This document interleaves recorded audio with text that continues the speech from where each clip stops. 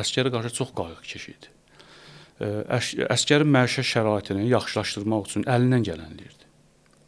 Yəni briqada komandiri olanda dəfələrlə yeməkxana təmir edib, yeməkxana stolları alıb özü nə bilim, belə əsgər üçün əlindən gələni edirdi.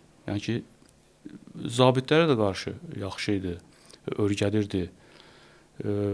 Mən kəşfiyyat rəisinin baş köməkçisi idim. Kəşfiyyat rəisi vəzifəsini əvəz edirdim. Təlimdən əvvəl, təlimlər keçirilməli, təlimdən əvvəl çağırırdı, xəritəni asırdıq, ərinmirdi. Gecə saat 2-yə kimi, 1-ə kimi mən məruzə edirdim, o mənə qulaq asırdı. Örgətməkdən də geri qalmırdı. Deyəcək, burada bunu belə dinə, belə olsa yaxşı olar. Belə bir insan idi. Sizin elə bir şəkliniz də var, cənab general dinləyir, siz orada məruzə edirsiniz xəritə qarşısında.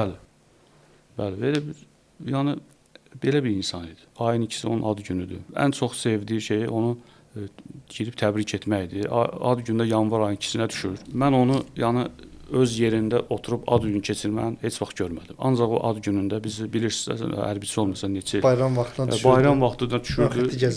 Gücləndirmə rejiminə düşürdü. Ya postda olurdu, ya xidmət otağında otururdu. Yəni axır vaxtlar korpus komandanın qərargah rəisi olanda, müavin oldu korpus komandiri, otaqda otururdu. Amma briqada komandanı, tabur komandiri olanda, bölük komandiri həmişə o döyüş, öz ad günü döyüş mövqeyində əsgərlə bir yerdə keçirdi.